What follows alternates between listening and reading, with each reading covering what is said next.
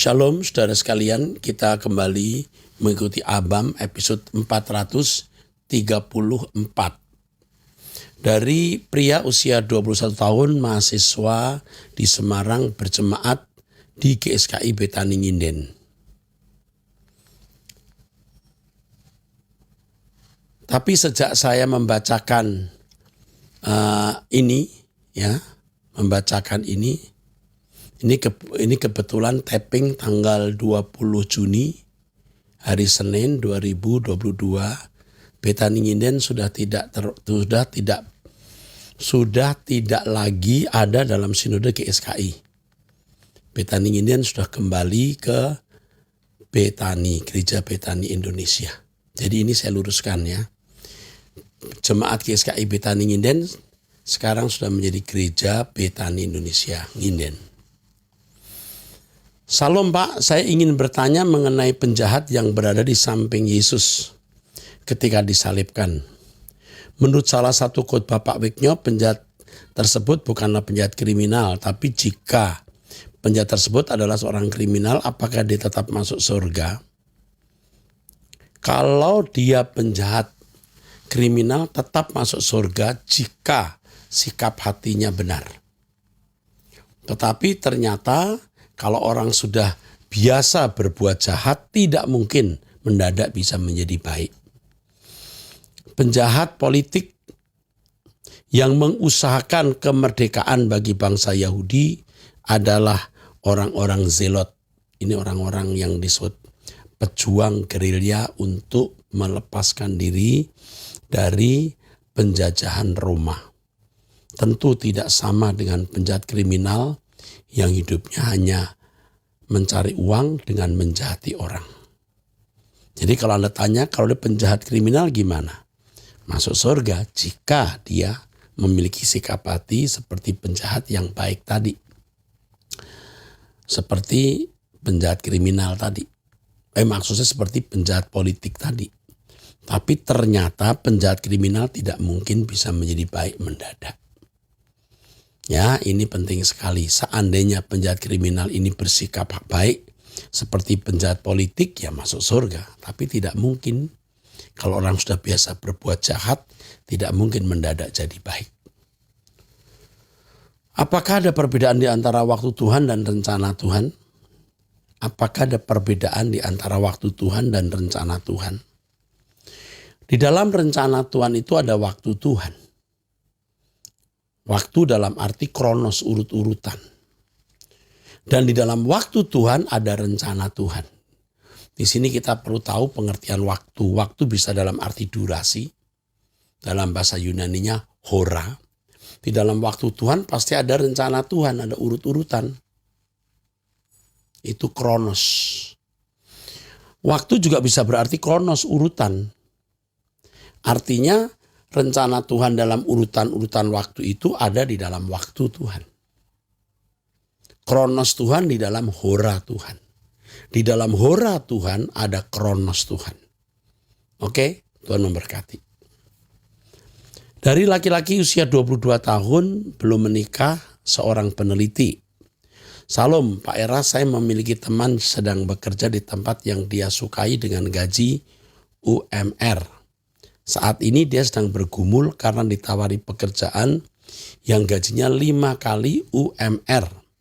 Namun pekerjaan yang ditawarkan adalah menjadi pelayan di kasino. Di saat yang sama keluarganya sedang bergumul hebat dengan masalah keuangan mereka. Saat ini pun dengan gaji UMR ia pun tidak bisa menabung karena harus membantu permasalahan keuangan keluarganya itu. Dia sedang diperhadapkan dengan masalah moral dalam bekerja. Sekaligus ada realitas di mana ia rindu untuk melayani keluarganya dengan menyediakan uang bagi mereka. Saran apa yang bisa saya bagikan untuk teman saya ini? Seandainya dia mendapat gaji 5 kali lipat di kasino, katakanlah hari ini gaji dia 4 juta. Lalu sekarang gaji menjadi 20 juta.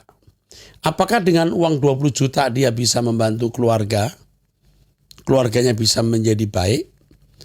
Anda katakan bergumul hebat dengan masalah keuangan mereka.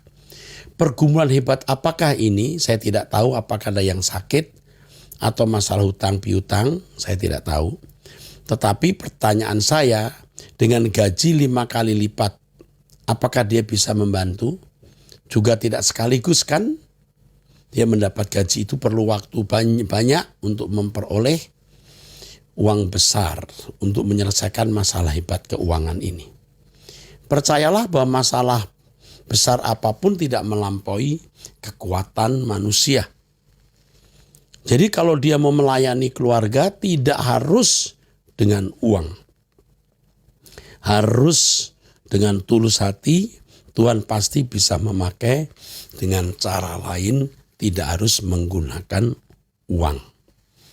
Jadi kalau saya menjadi orang ini, saya tidak akan kerja di kasino. Apapun yang terjadi, karena keselamatan kekal tidak bisa ditukar dengan apapun. Nasihatkan ini. Semua masalah pasti tidak melampaui kekuatan kita, pasti ada jalan keluar dan selesai pada waktunya. Jangan menggunakan cara sendiri atau cara manusia. Oke, seorang ibu dengan 2 putra, ibu usia 49 tahun. Salam Pak Eras, pada saat saya mendengar Bapak di Abam 407, ada pernyataan Pak Eras tentang dunia yang akan datang, yang kehidupannya seperti di bumi ini. Apakah itu mengartikan bahwa saat kita kembali ke langit baru bumi baru, kita akan kembali bersama dengan orang-orang yang kita cintai dan kasihi, sama seperti ketika kita ada di dunia ini, Pak Eras? Saya mohon bimbingan dan arahan Bapak, karena saat mendengar itu hati saya menjadi bahagia, karena saya akan kembali bersama dengan suami saya yang sudah terlebih dahulu kembali ke rumah Bapak di surga dan berjumpa dengan Tuhan Yesus. 100% absolut mutlak, ya, kita akan ketemu dengan orang-orang yang kita kasihi. Dan inilah yang menjadi kebahagiaan kita. Maka bagi mereka yang sudah punya umur, pada umumnya kalau sudah meninggal, pasangannya lebih baik tidak menikah. Ya, usia ibu 49 tahun, ya cukup umur ini, lebih baik tidak usah menikah, bertemu dengan suami lagi nanti di langit baru, bumi baru. Oke.